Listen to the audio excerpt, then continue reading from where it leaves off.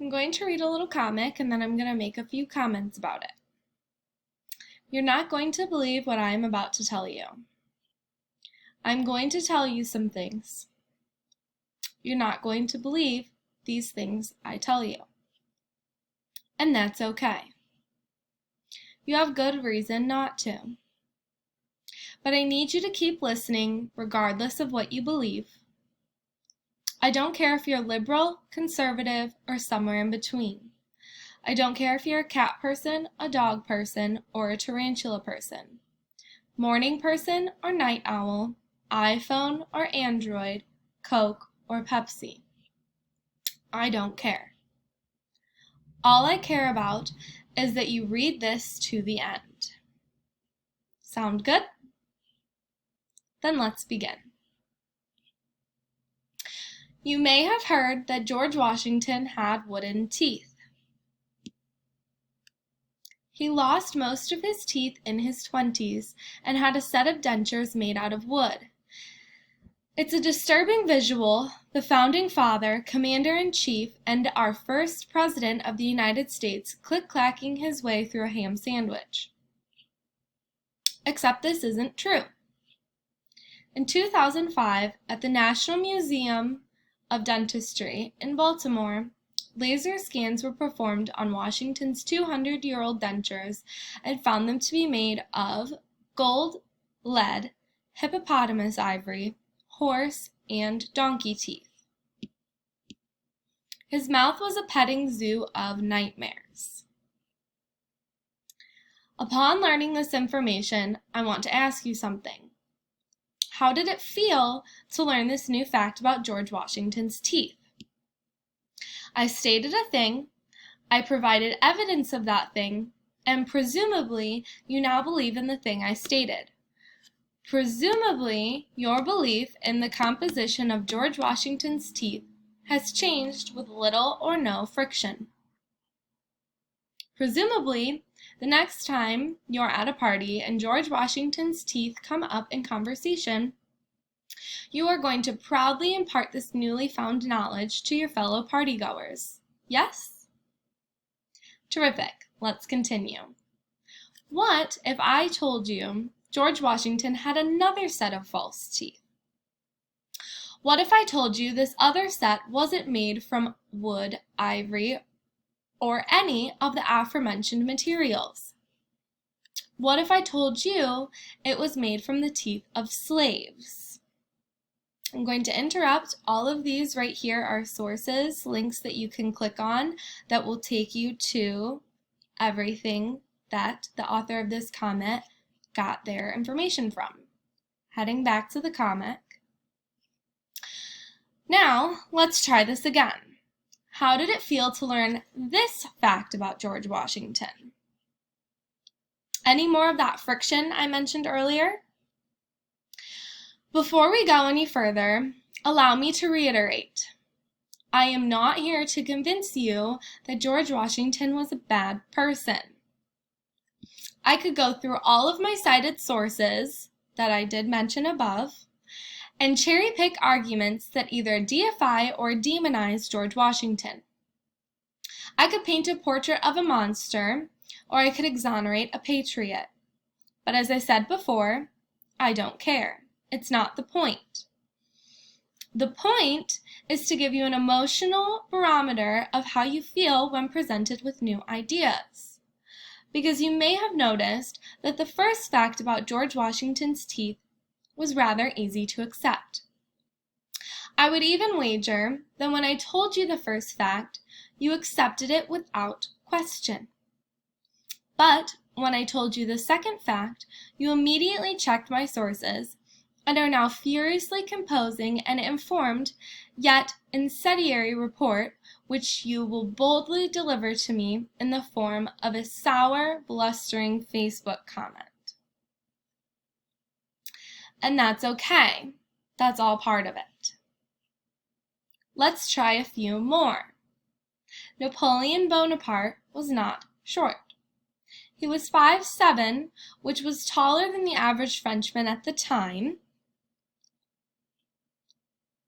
Thomas Crapper did not invent the flush toilet. nor did the word crap come about because of his name. Houseflies live for about a month, not 24 hours.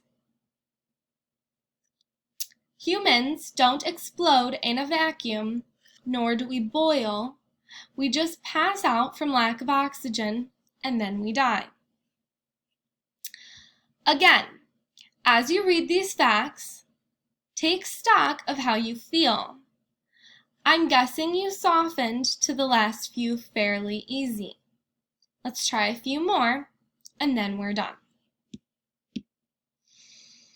There is zero evidence that Jesus Christ was born on December 25th. The Pledge of Allegiance was written by a socialist. 6 of the 7 justices who voted in favor of Roe v. Wade were Republican appointed. How'd these last 3 feel?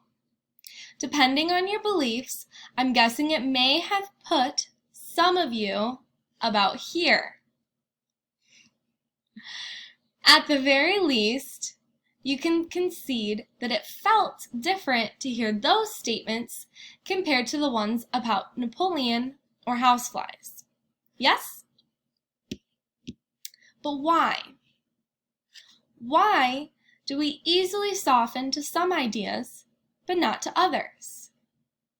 Why do we gnash our teeth when presented with evidence counter to our beliefs? Why do we not only ignore this evidence, but dig our heels in deeper and believe more strongly in the opposing argument? Why would providing more evidence make someone less likely to believe in an idea? It seems backwards and batshit fucking bonkers to me. It turns out batshit fucking bonkers has a name in the world of neuroscience. It's called the backfire effect. And it's a well-documented psychological behavior. A few years ago, at the University of Southern California's Brain and Creativity Institute, a study was conducted where participants were placed into an MRI machine. Once inside, they were presented with counter-arguments to strongly held political beliefs. A few examples. Law restricting gun ownership should be made more restrictive.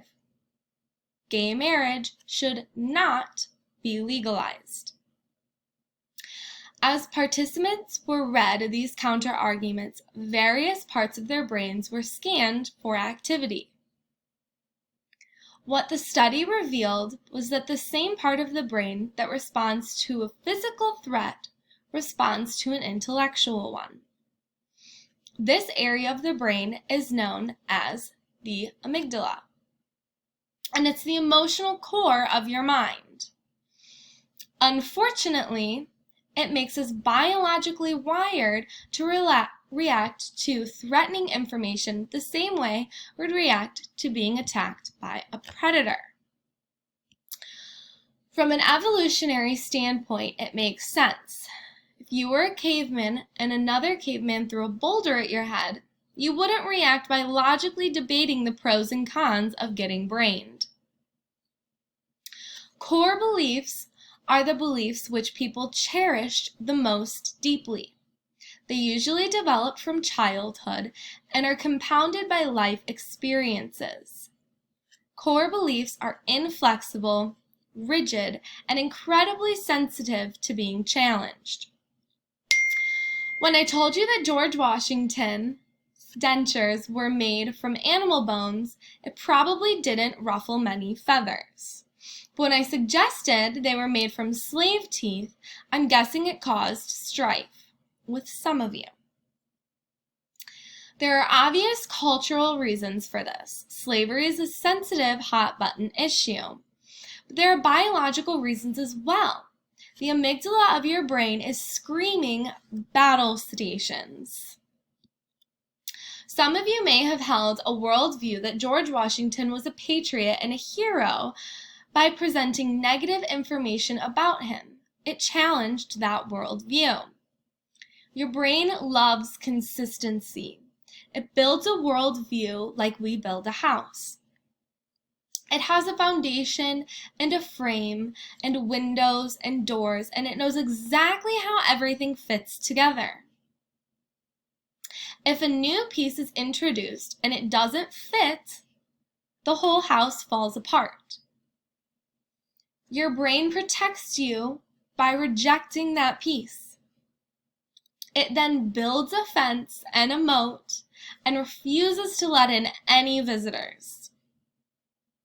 This is why we have the backfire effect. It's a biological way of protecting a worldview. Just remember that your worldview isn't a perfect house that was built to last forever. It's a cheap condo, and over time, most of it will turn to shit. So, what we do about this.